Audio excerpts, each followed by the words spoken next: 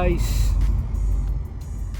this is our new device, HTYX Hi-Fi Bass Power Amplifier, BT, Bluetooth, mic volume to microphone, left and right, out, this is out, USB TF card, what's this? Infrared in, power. Then for the MP3 control, push button, on off switch, a remote control. Then for the power supply, 220 volts. Then this is for if you have 12 volts. Supply again, volume, treble, bass control, karaoke, FM, antenna, radio, HTYX Hi-Fi Bass Power Amplifier.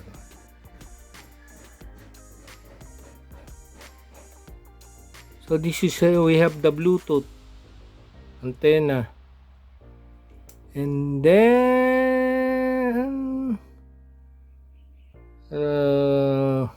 electronics components.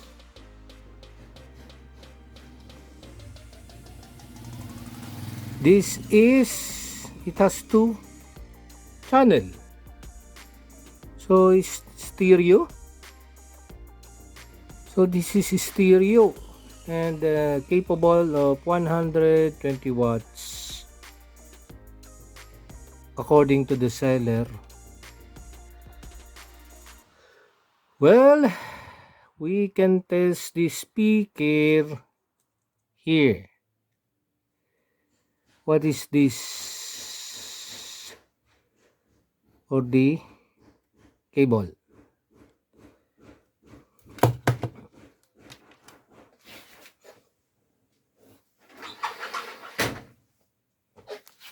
And then we have this.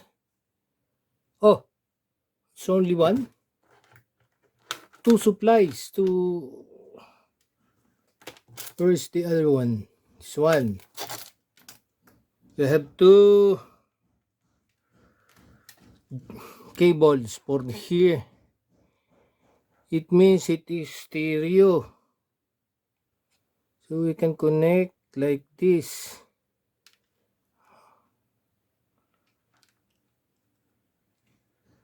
For the speaker. Then the other one here. Since it's a Chinese, we could not understand Chinese here, but I think this is left and right channel.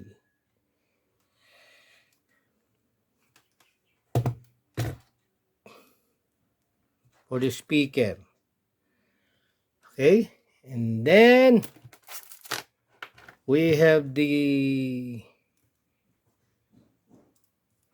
jack RCA for the stereo cable, and then becomes mono, 2 channel mono, left and right mono. RCA, this is baby plug. RCA become left and right. For this one, if we're going to use a cell phone or a computer. And then we also have this. This is 220 volt supply. That is the main supply. 220. Okay. Plug. Here.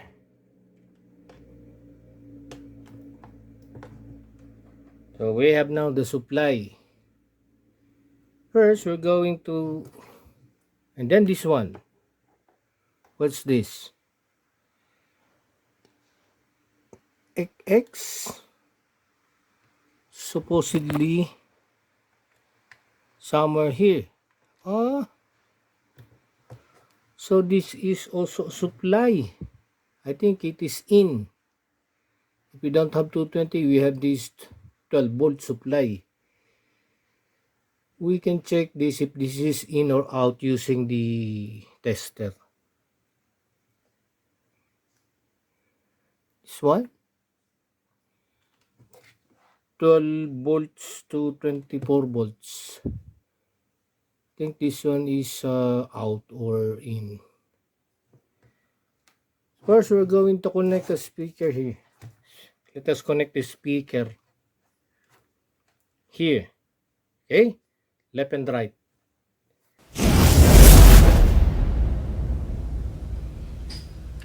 We have now the two speaker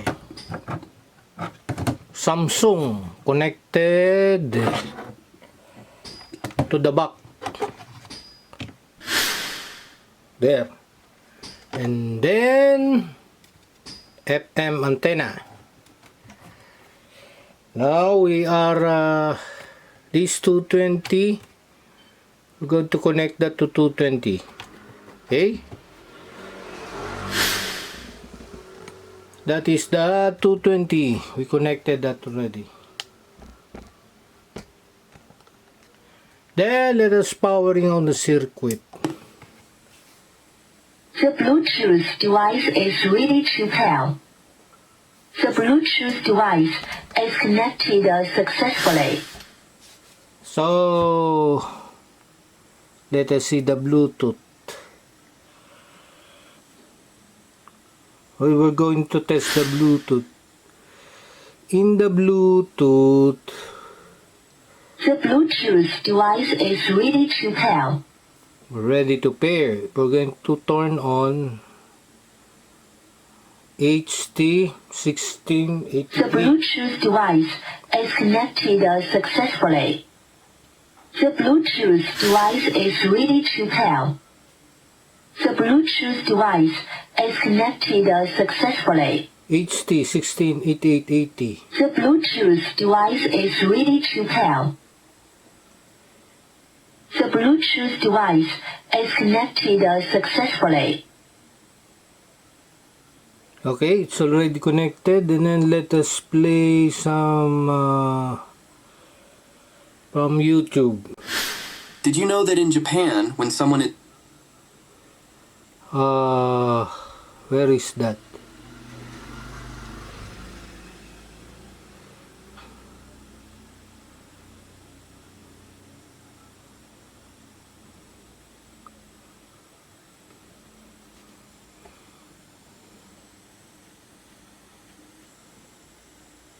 Tagalog Electronics.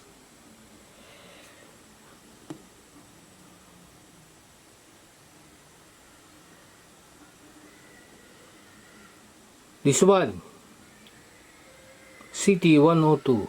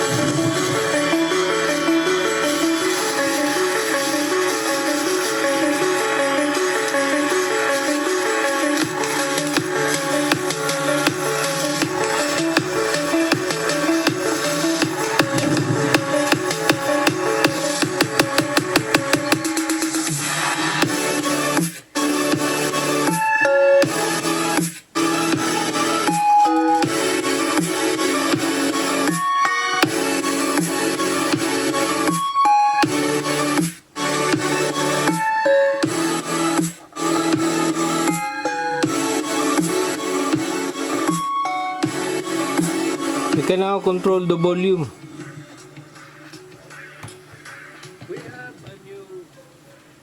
Let us now test the mic using the mic stream Magic Sync. Multimeter.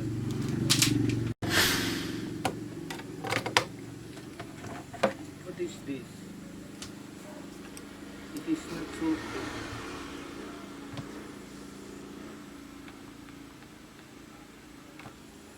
Low mic test. Low. It has built-in echo reverb. Low mic test. Low. You can change the volume here. Low. Low. Low.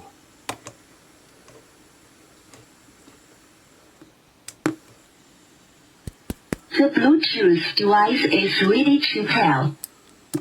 The Bluetooth device is connected successfully. Low. Low. Low. Low mic test. Low. Hello. And for the music, it is not so thick. Hello, mic test. Hello. Okay.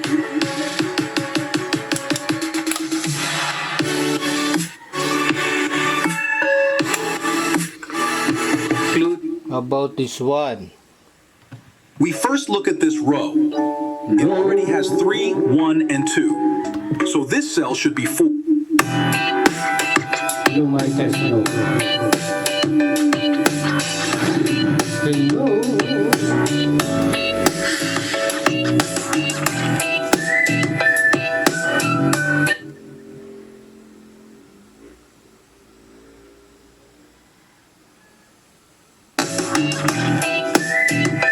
Hello, my friends. We have a new LED.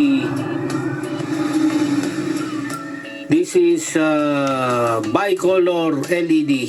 Common anode. So overall, it has a good sound, nice quality sound. Using this HTYX hi-fi bass power amplifier. For just 200 pesos, we can use a remote for the mode. You see the mode? FM tender. FM tender. For the FM, this antenna.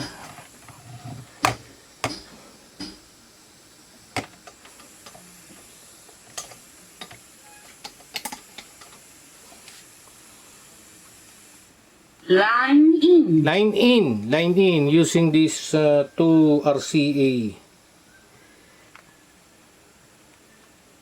The Bluetooth device is ready to pair. And then the Bluetooth. The Bluetooth device is connected successfully. There is a DC 12 volts. Here there is a DC 12 volts for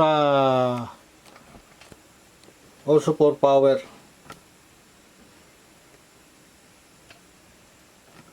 Then for the bass, treble, and then the volume. We also have the USB, TF, the remote sensor. This is for the FM, and then also for the USB TF card. These two, this is input. We're going to use if you're going to use this cable from the computer, and then input line in, and then this one is for 12 volt supply. supply in, you need the external supply. You're going to put this as a supply. Instead of 220, you can use 12 volts. That's our Bluetooth,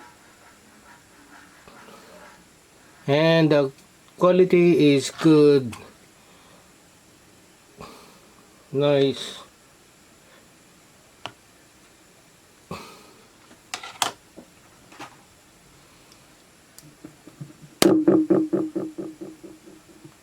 Hello.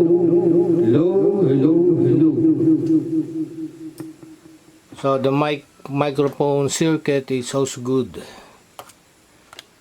It works. That is now our module. These two from Samsung, old speaker, and this one our new device using a Bluetooth with remote from online store.